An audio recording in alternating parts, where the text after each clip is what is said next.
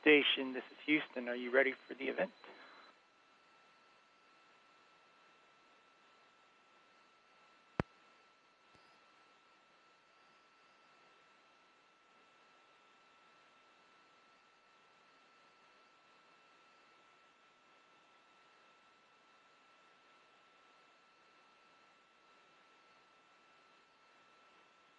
In Houston Station, we're ready for the event.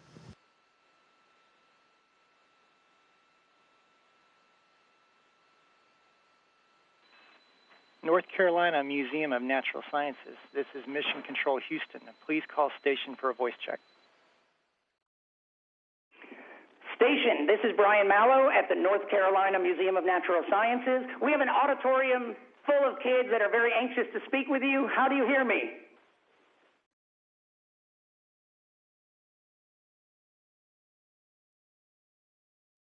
I hear you loud and clear. How do you hear me?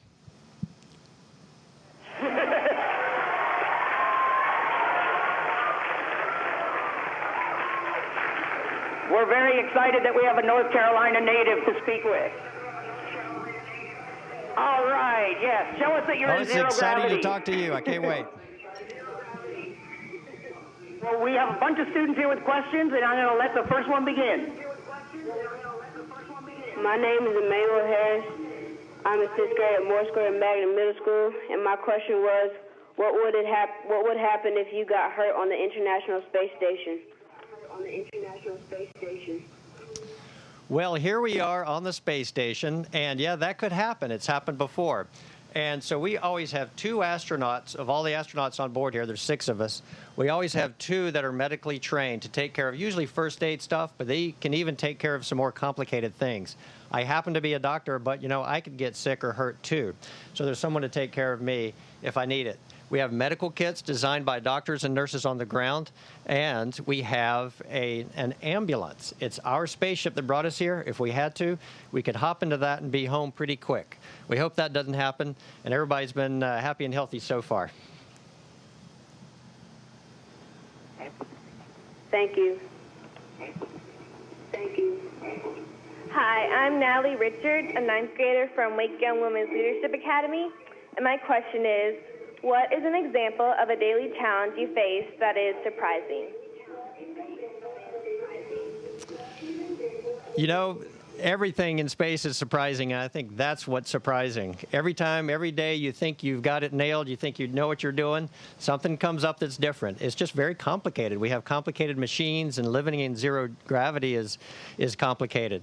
And so everybody on the ground helps us get work done, and we help each other out up here because we're always surprised by the problems we face. And I think that's what's most surprising. Station, this is Houston ACR. Please turn off the microphone at the end of each answer.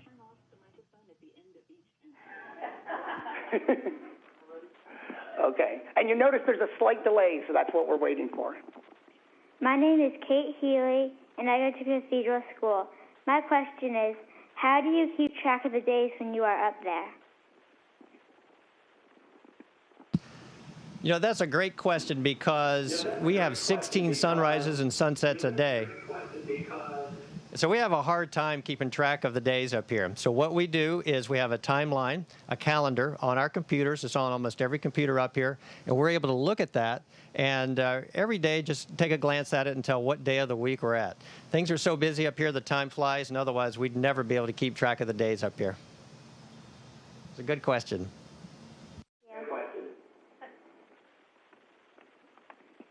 My name is Sophia Kuderi, and I go to Cathedral School in 3rd grade.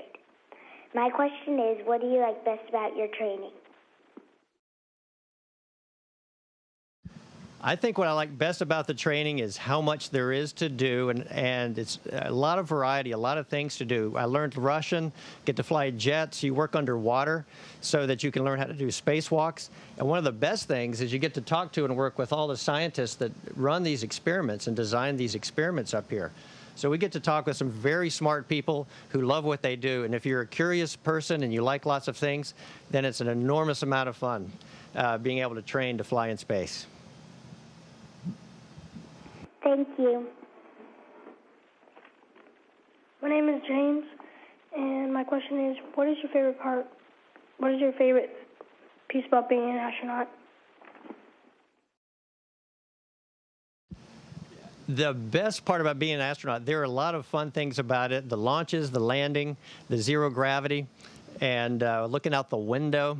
But I have to say, when I'm done with this job and I'm looking back on having been an astronaut, the people that I got to work with are probably some of the best people in the world to work with. They're smart, and they love what they do, and they're all very friendly. We're all very excited about what we're doing here in space. So that's going to be the most memorable thing, is the people I get a chance to work with, not only my crewmates, but everybody on the ground as well. Don't you love how when he lets go of the microphone, it doesn't fall down? Hello, my name is Jackson Haskell, a sixth grader at Marshburn Museum Magnet Middle School. If the sun were to have a solar flare, how would that affect the International Space Station?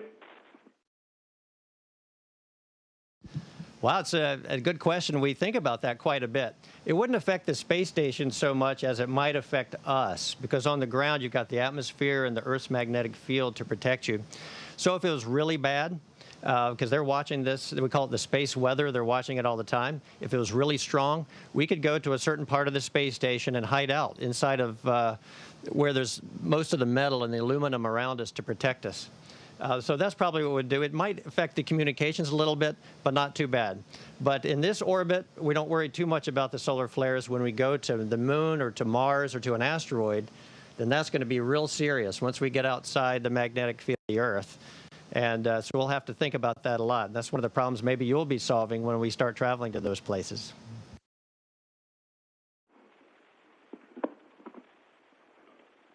My name is Ryan Richards. I'm in sixth grade, and I'm from Cathedral School. And my question is, what is your most memorable experience in space? There's so many, it's hard to tell, but one I'll never forget. Again, it was with my crewmates, and on my space shuttle flight, and it's happened once on this flight as well. When you get a chance to look out the window, get a chance to take a break. We're very busy up here and don't have a lot of opportunities to look out the window, but had a chance to look out the window, and as we did an orbit over the Earth, and I was sharing it with my crewmates as we looked out there and talked about the weather and the storms that we could see. It lasted about 20 minutes, and in 20 minutes we went across the entire United States and got to see everything below us. And just the chance to relax and talk to each other about what we were seeing, that is one of the things that I'll never forget, flying in space. Thank you. Hi, my name is Haley Smith. I'm in ninth grade, and I'm from Wake Young Women's Leadership Academy. And my question is, who inspired you to become an astronaut? You know, there wasn't one astronaut that inspired me, but I would say all of the original astronauts, you know, the Mercury, Gemini, and Apollo astronauts, all inspired me. I read about them all. I read every biography I could, because I was very fascinated about what they did. And I tried to pick out everything that they did that appealed to me and that I thought I could do. And so I started doing those things. And so I'd have to say that all of the original astronauts really inspired me quite a bit. Good question. Thanks. Hi, my name is Sarah Roberts, and I'm a ninth grader at Wake Young Women's Leadership Academy. My question is, what advice would you give to a student like myself that is interested in following in your footsteps? Well, I think the best advice you could give is to start right now. And you're in school right now. This is the time that you're learning how to learn. So trying to master everything that you're learning, do the best that you can. And along the way, if you haven't already, you will find one of those things that you fall in love with. And that's what you chase after, is the thing you fall in love with. Who knows what the next generation of astronauts is going to be? Certainly if it's in science, technology, engineering, or math right now, we're certainly going to need those types of astronauts that are experts in those things in the future. But so I would start right now trying to be the person you want to be, and be very curious and try to master everything you're doing in school, and you'll be able to get there one of these days. Thank you.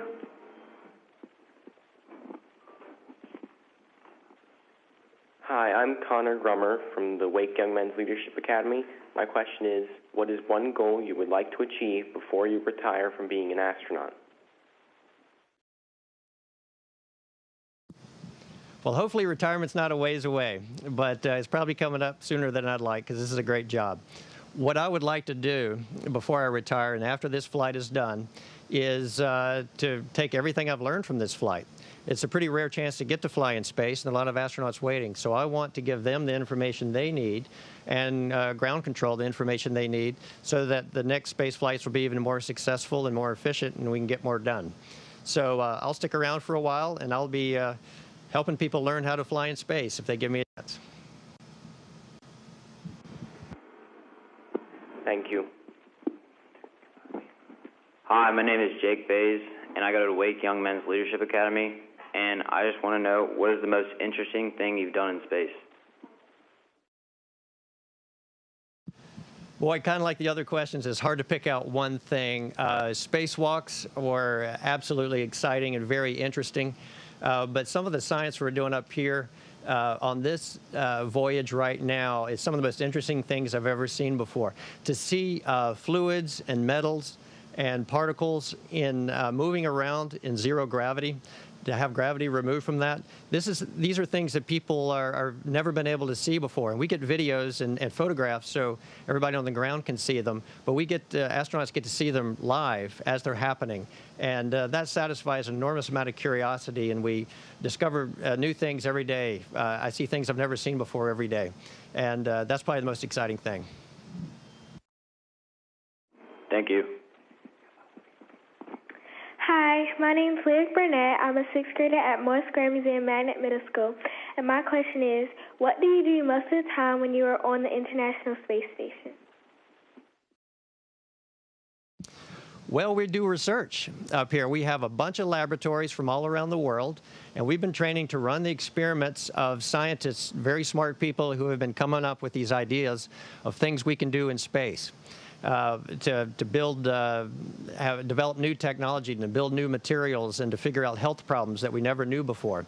It's amazing what you can do when you remove gravity. So we spend a lot of time, most of our time, doing research. The rest of the time, we're taking care of our bodies. We're exercising. We have to eat. We have to get ready to eat. We have to clean up. On the weekends is when we clean up the space station. So we're always busy, but we like the work, and there is a little bit of time to relax as well. Thank you. Hey, I'm Cormac Ferguson. I go to Cathedral School. My question is, why is everything round in space? In space. In space. That is a great question, because I'm not round and this microphone's not round, but if they weren't solids, if they were liquids, if the molecules weren't sticking them together so hard, they would be round. And things would be round, just like fluids are. And I'll show you here in a little bit if you'd like to see it. And that's because the effects of gravity on Earth kind of flatten everything out and kind of takes over all the other really delicate details of things like fluids and gases. So up here in space, all those little delicate forces, say surface tension in liquids, or even the little gravity forces between rocks in space, those take over. And so the rocks come together to form asteroids and then planets, and they all come in the same direction for it, so it'll be round. Or with fluids, you get surface tension making things tighten to a ball. And so that's why things are round up here. It's a great question. Thank you. Hi, my name is Griffin Bloomquist. I'm from Cathedral School, 6th grade. Is there an air recycling system on board, or do you just have supplies delivered from Earth? We have some nitrogen and some oxygen, which makes the air, already up here, but we don't like to use it because we don't want to run out of it. So yeah, we recycle it. Our bodies use up a little bit of the oxygen, but we have machines that take that oxygen out from what we put out from our bodies, if you know what I'm talking about, and takes out the oxygen again and dumps it back in the atmosphere. And so our bodies don't use the nitrogen too much, so we are constantly rebreathing the same air that we breathed before. And we have filters and air conditioners, so it's nice, fresh, clean air when it comes back in. Thank you. Hi, my name is Alex Sim, and I'm from Cathedral School. I just want to know if your space suits are stiff when you're walking in space. They are. They look nice and fluffy, but they're not because you pressurize them. So just like a football, when it's flat, is all wobbly and you can bend it. If you pump it up with air, it's really tight. You can't bend a football. It's very hard to bend your arms and legs in a spacesuit. So they build in joints so we can move them around. But it is very tight. That's a great question. Hi, my name is Imandi Henderson of Wake Young Women's Leadership Academy, and I'm in 9th grade. And I was wondering, can you text or make phone calls? Yeah, we can. We can't text, but we have email, and we have phone calls. We can make phone calls, but the satellites that we bounce the signal off of satellites so that even though we're going around the world really fast, we can always be bouncing off a different satellite so we can make a phone call to one phone. So I can dial up a phone and call it as long as the satellites are lined up. And usually that's the case, but not always. And we do have email. Mission Control takes care of that for us, and several times a day they give us our email and take down the messages we've sent. And it's really very nice. It's a wonderful contact with the ground. Thank you. Hi, my name is Yane Jones, and I attend Wake Young Women's Leadership Academy, and I'm in 9th grade, and I want to know how many pounds of personal items are you allowed to bring into space? We're allowed 2.5 kilos. Now, that's stuff we can bring into space and bring back. We're allowed to bring more than that up here, but we're going to have to throw that away because there's just not enough room in our rocket ship to get home. So probably about 10 to 20 pounds. I've got some books and some pictures, that sort of thing, but only 2.5 kilos that I can bring up and bring back home.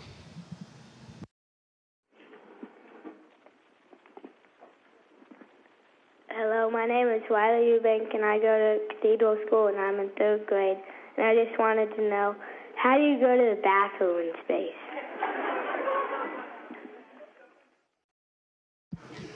You go very carefully. It takes some practice.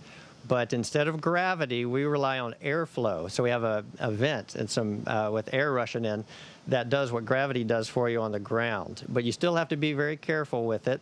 And number 1 and number 2 are different because one's a liquid and one's a solid. Actually, the liquid part, we put into a machine that converts it back into our drinking water. So we're drinking some of the same drinks the water from the same drinks that we drank a few days ago. But it's all fresh, clean water. It's a wonderful system. It's kind of amazing how well it works. Thank you. Tom, we only have 2 more questions, and we hope you can sort of show us that you're in zero gravity also. Hi, my name's Melissa Stevens. I'm in 3rd grade at Cathedral School. My question is, how do you eat in space?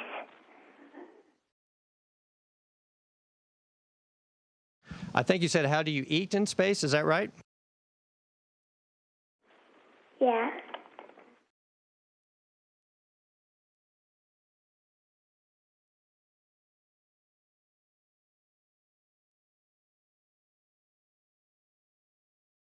So we drink out of these pouches here, and that is some drinking water here. It's nice, clean water.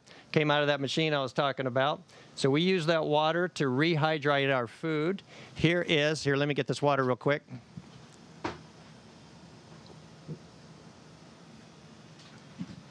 So we can rehydrate. This is a bunch of vegetables. It's all dehydrated. Doesn't look very good. It's very crunchy. But once you put some water in it, I don't know if you can guess what this is. This is nice macaroni and cheese. So it's very nice once we rehydrate our food and get it going again. Some stuff we don't have to rehydrate. So we've got pouches of things like this, which is trail mix. And we also have pouches of meat that we can heat up. The food actually is wonderful up here. We've come a long ways, and we love mealtime. Thank you. Hi, my name is Destiny McKinnon, and I'm in 6th grade, and I go to Moore Square Magnet Middle School. I want to know, how do you avoid hitting objects in space? You know, there's a lot of talk about all of the objects in space, and there are a lot in orbit around the Earth. But space is a big place. There's a lot of space in space. So we don't have to worry about it too much. Ground control is watching it for us. There's a radar system that watches keeps track of everything bigger than a golf ball that's in orbit. So we very rarely ever see those things. If anything even seems to be coming close, they'll tell us. And if we have to, we'll move the space station a little bit to avoid it. And if we don't have time to do that, we'll even get into our little spaceship so we're nice and safe in case anything hits the space station. But there's a lot of things in place, a lot of people watching, so that won't, we don't think that'll ever happen. Well, that's a great question. And that was our final question. So thank you very much from all of your fellow North Carolinians.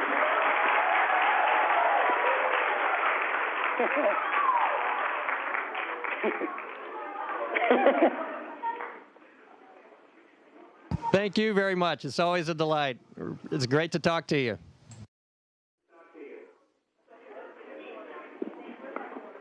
Thanks again. Say goodbye.